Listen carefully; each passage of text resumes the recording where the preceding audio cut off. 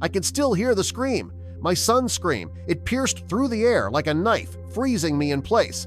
I whipped around, and there he was, my baby, inside the gorilla enclosure. My heart dropped. A massive gorilla had its thick, powerful arm wrapped around him, and my little boy was sobbing, reaching for me, his face twisted in terror. But before we start our story, smash the like button, make sure to subscribe, and hit the notifications bell so you won't miss any new stories. "Mommy, help!" he cried, and I could barely breathe. Every instinct in me screamed to run in, to rip him away, but I was helpless, paralyzed by fear. And then, just when I thought I was watching my worst nightmare unfold, the gorilla did something that shattered everything I expected. Amidst the growing crowd, zoo staff were a blur of motion. Radios crackled with urgency as they communicated, trying to coordinate their response. I noticed Lisa, one of the staff members, nodding seriously as she listened to instructions through her headset. Their swift movements offered a slight comfort. Surely they knew what to do. Yet anxiety coiled within me, reminding me that every second counted. My gaze darted between them and my little boy, hope and fear trading places in my heart.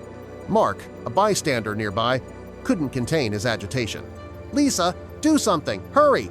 he shouted, breaking the tense silence. His voice rose above the murmuring crowd, tinged with the same fear I felt. Lisa cast him a brief, determined glance.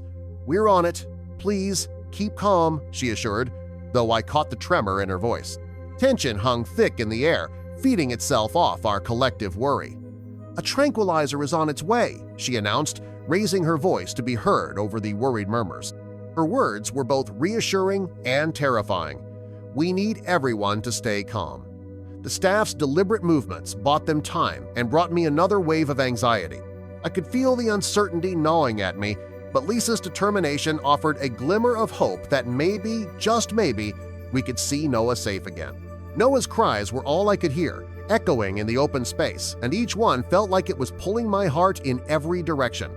His small voice sounded so fragile amongst the chaos. "Mommy!" he repeated, clear despite the distance. The crowd went silent, listening to his pleas, our collective focus sharpening on my child and his precarious situation. This was a test of patience and faith, a battle between wanting to act and needing to trust the zoo staff. In desperation, I scanned the enclosure for anything we might have overlooked, anything that could help us reach Noah sooner. The walls seemed impossibly high, and the gorilla, though calm, was a daunting presence.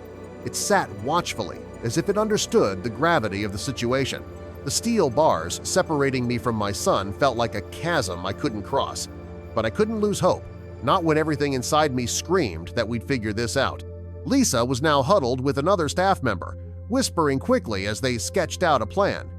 She looked towards me, trying to offer a reassuring nod before continuing her discussion. Whatever they were talking about, my stomach twisted in knots at the thought of what it might mean for Noah. Minutes felt like hours as they finalized their strategy.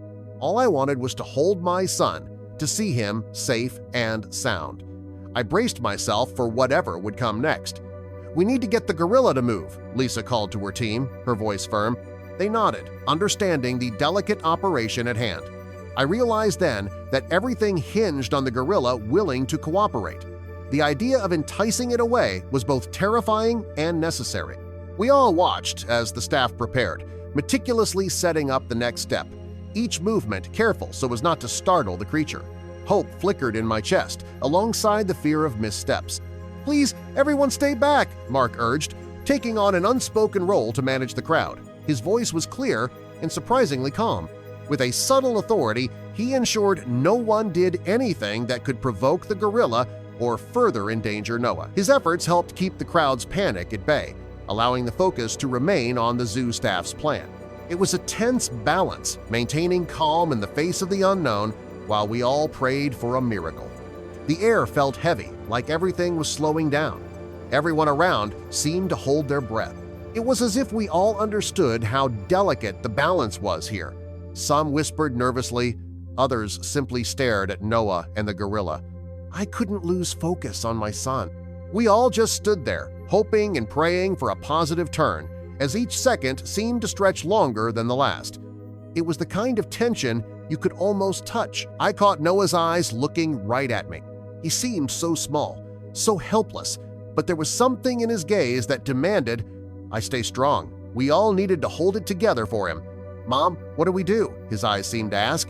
I took a deep breath, nodding slightly, trying to give him a silent promise that everything would be okay even if I wasn't sure myself.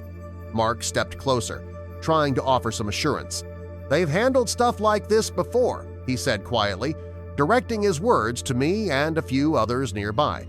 "They know what they're doing." His tone was calm and firm, aimed at soothing more than just my jitters. My heart wanted to believe him, so I nodded, though I couldn't shake off the nerves. Every bit of encouragement mattered at that moment. Lisa edged closer to the enclosure, her steps measured and deliberate. She held her walkie-talkie to her lips, murmuring something to a colleague. I couldn't hear the exact words, but I could see the determination in her eyes. She kept glancing at the gorilla and Noah, ensuring she didn't miss a beat. It made me hold on to a bit of hope, trusting that she had a clear plan rolling out in her mind. The gorilla made a small movement, almost like it was adjusting its position. Its grip on Noah wasn't as tight as before. Lisa signaled to a staff member carrying a large Blanketta well-practiced decoy meant to draw the gorilla's attention. The goal was to offer Noah a chance to slip free. I watched, tension rising, hoping curiosity would work in our favor. Then the gorilla let out a deep grunt, not a roar, just one heavy, resonant sound. Everyone fell silent, holding their breath. "Stay quiet," Lisa instructed gently. Each person stepped back slowly, aware that sudden movement could provoke disaster. The silence became a shared discipline, our part in keeping peace. Mark suggested we create more space. His calm tone made sense, giving the gorilla room might help ease the tension. We complied, inching back with caution.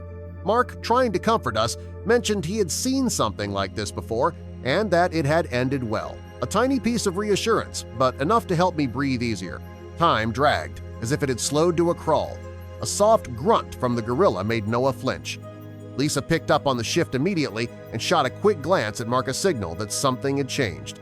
The gorilla tilted its head, almost as if pointing to something hidden. Lisa edged closer, her curiosity sharpening.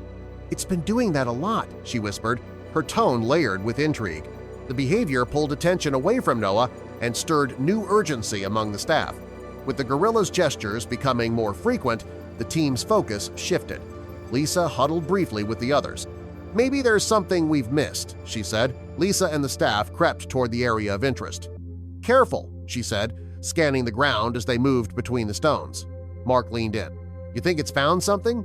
We watched the team poke through the rocks, trying to make sense of the twist. Staff scoured the area the gorilla had gestured toward. It watched Lisa and the others closely, its attention split between Noah and the unfolding search. Each heartbeat felt heavier. We were all poised on the edge, waiting for something to reveal itself. Without warning, the gorilla shifted, drawing all eyes. Its movement suggested guidance, pointing once again toward the rocks. Staff leaned forward, their curiosity reignited. It felt like something important was just out of reach, and the gorilla was helping us see it. Then Lisa paused. Her fingers grazed something metallic. "Got something here," she announced. Everyone stilled. From within the rocky corner, a glint of metal peeked through. We leaned in, breath held tight. Something had been found, something the gorilla had wanted us to see, and with it, a new piece of the puzzle fell into place. The small pendant lay uncovered, drawing all attention. Even amid tension, a quiet sense of triumph spread through us. This wasn't just a find, it was a missing piece finally snapping into place. The staff carefully lifted the weathered locket, its surface catching the light. It shimmered faintly, holding an almost surreal significance. Murmurs echoed around us as the crowd leaned in. Mark and I recognized it instantly. Tears welled in my eyes. That pendant had belonged to Noah's father.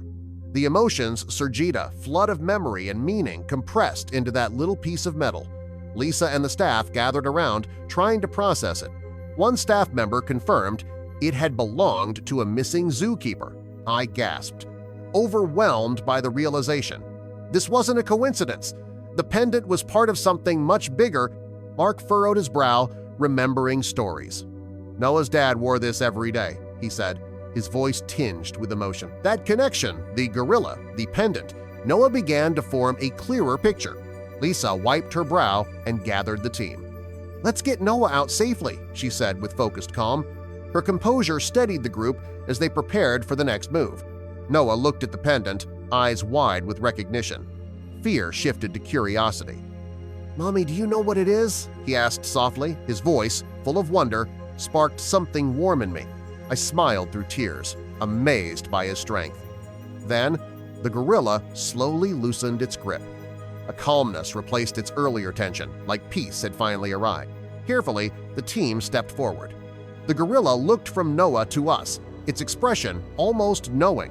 They handed Noah into my arms. I clutched him tightly, overwhelmed. Tears blurred my vision. "Thank you," I whispered, to everyone and everything that had kept him safe. Around us, the crowd exhaled, sharing in the miracle. Lisa and Mark stood beside me as we watched the gorilla retreat, now at ease. "Wonder why it was so invested," Mark said. "Animals sense more than we do," Lisa replied, her voice thoughtful. There was an unspoken understanding between all of us that the gorilla had been more guardian than threat. As we walked away, the pendant felt heavier in my hand, not with weight, but with meaning. "Your dad loved this," I told Noah. His little fingers reached for it. The gorilla's strange behavior now seemed purposeful, like it had remembered, like it had known. Holding Noah, I whispered a silent thank you to the creature that had helped us. The crowd dispersed, but I lingered, letting the moment settle. The gorilla gave one final glance our way. In that look was something wordless, something real, and as we headed home, I held the pendant tight, the quiet echo of an unexpected guardian still with us.